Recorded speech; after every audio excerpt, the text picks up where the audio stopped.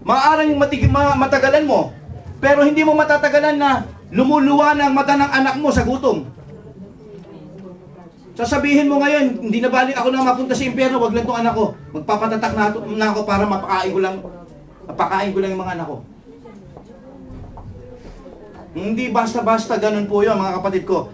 Madali lang nating sabihin, kaya mong hindi magpatatak, pero kapag nandoon ka na, mahihirapan ka na. Kaya sabi ko nga po sa inyo, kung ngayon napakagaan pa ng buhay, hindi natin magawang sumunod at magpakabalance at ibigay ang magagawa nating paglilingkod sa Kanya. Lalo pa sa panahon na yan, hindi ka makakapaglingkod.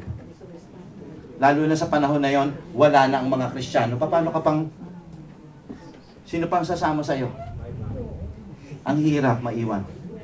Hindi mo magugustuhan ng maiwan. Ang sabi ng salita ng Diyos, that will be the destruction.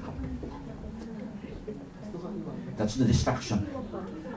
One will be left behind. Dalawa silang nasa field, pero isang kukunin.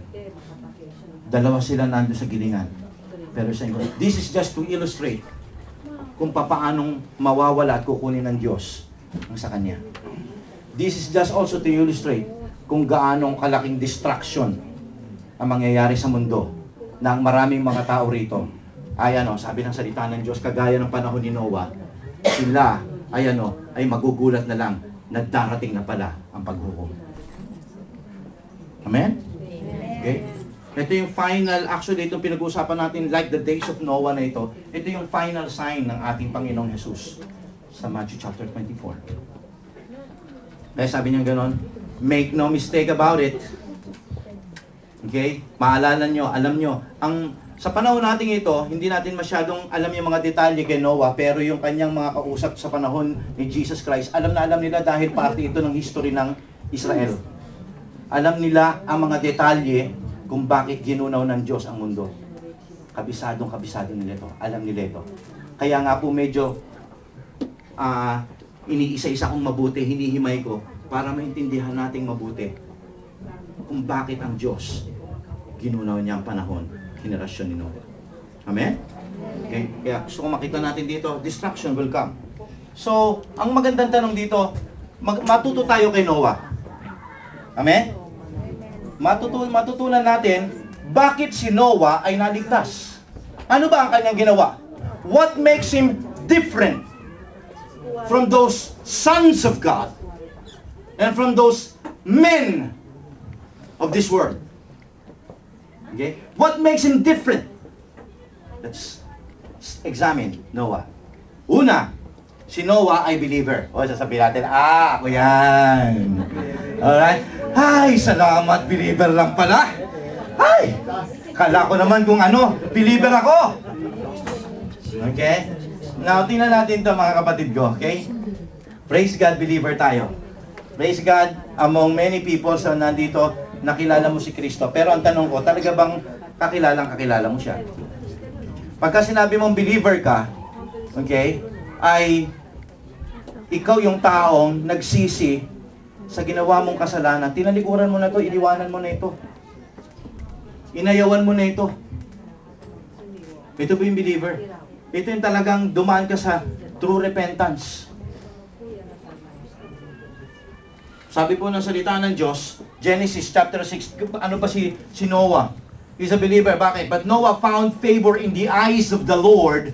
This is the account of Noah. Sino ba si Noah? Noah was a righteous man, blameless among the people of his time, and he walked with God. Nakita niyo?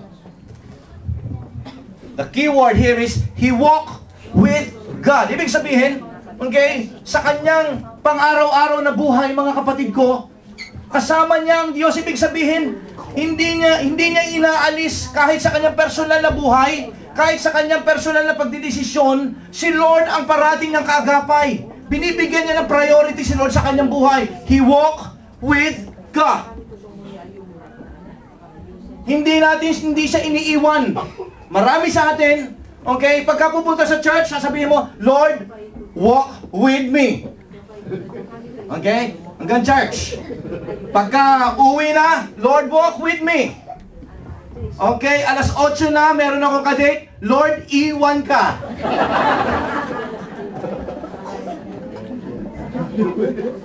I will walk with someone. Are you here? But listen, Noah was a believer. He was a believer. Why? Because he walked with God. Andiyan ba kayo?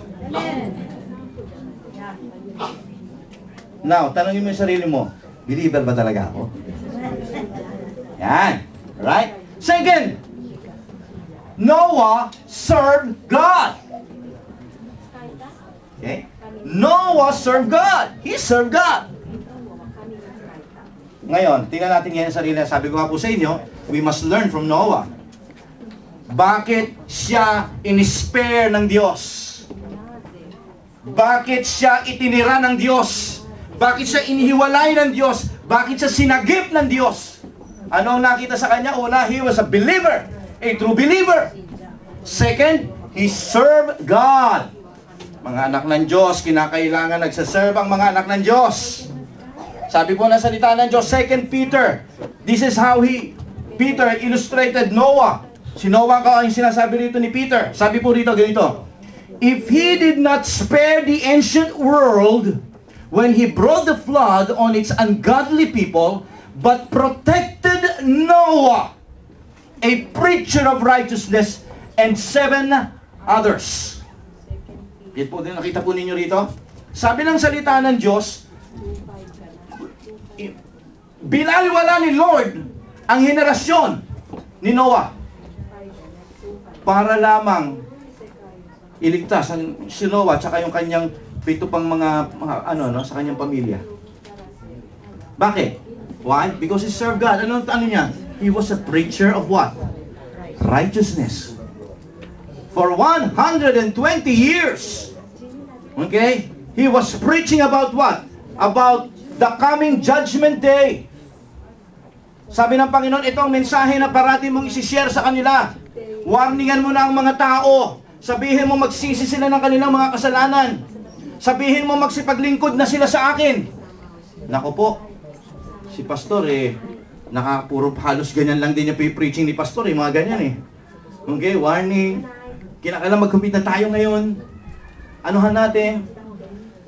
Pero nasa puso ng mga tao, matagal pa naman, kailan pa yan?